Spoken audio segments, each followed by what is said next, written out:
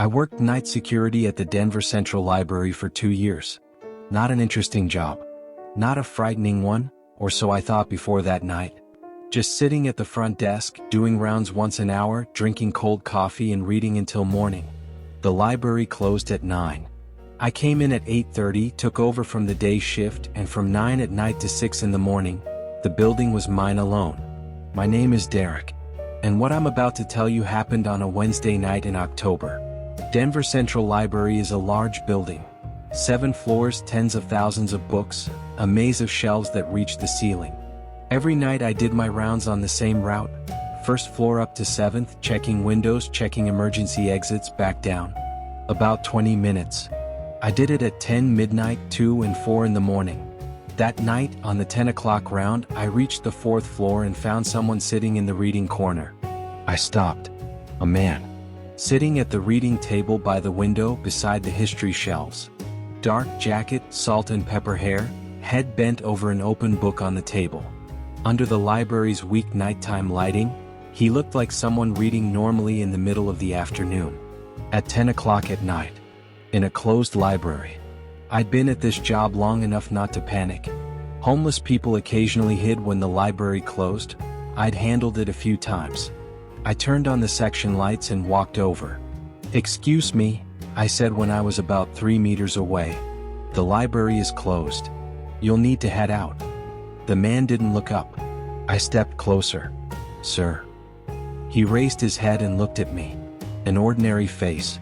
Around 60 years old, metal frame glasses, a light gray beard. He looked at me with the expression of someone pulled from deep thought. Not hostile, not afraid, just a strange calm. "I'm sorry," he said, his voice low and clear. "I lost track of the time." "No problem. But you need to leave right now."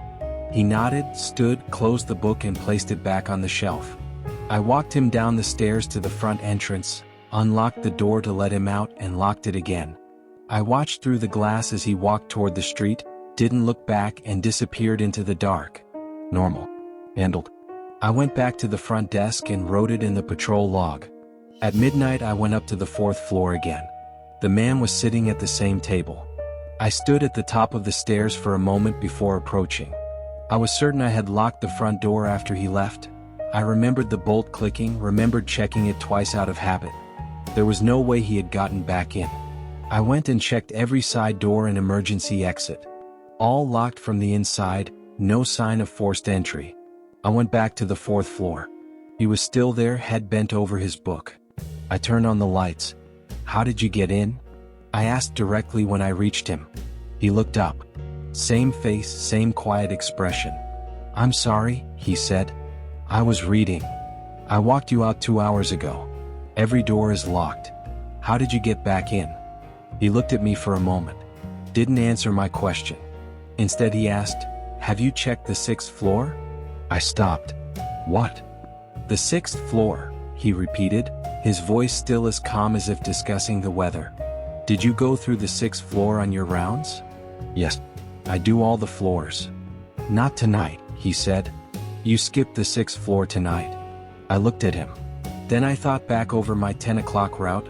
I had reached the 4th floor, found him, dealt with the situation, then gone straight back down without continuing up. He was right. I had skipped the 5th, 6th, and 7th floors. "How do you know that?" I asked, my voice different now. He didn't answer. He only looked at me and said, "6th floor. The old document storage room. Far end of the hallway." I called my day shift colleague, not out of fear, but because procedure required me not to handle unusual situations alone. No one picked up at midnight. I left a message. Then I took my flashlight and went up to the 6th floor. The old document storage room was at the end of the 6th floor hallway, a room not open to readers, staff access only. I had a key. The storage room door was ajar. I pushed it open and shone the flashlight inside. Someone was curled up between the old document shelves. Young, no more than 20, gray hoodie, messy hair. Asleep, back against a shelf, arms wrapped around a backpack held to her chest. I stepped in and gently touched her shoulder. She startled awake and looked at me with red, frightened eyes. The sleeve of her hoodie was damp, tears or rain I couldn't tell. "Please don't make me leave," she said immediately, her voice hoarse. "I don't have anywhere to go." I sat down beside her and called the city's emergency homeless support line. I stayed with her until a social worker came to collect her just before 2 in the morning. I went back down to the 4th floor afterward. The reading table by the window was empty. I checked every entrance again, all still locked, no sign of anything. I sat back at the front desk and opened the patrol log. I wrote out everything that had happened that night: the man on the 4th floor twice, the girl on the 6th, the call to social services. Then I stopped writing and thought about one thing. That man had known I skipped the 6th floor. And he had pointed me to exactly where the girl was sitting. I had no explanation for that. I only knew that if I had sent him away the second time without listening, if I hadn't gone up to the 6th floor, that girl would have slept alone in that cold dark room until morning. And maybe longer. I worked at that library for another year after that night.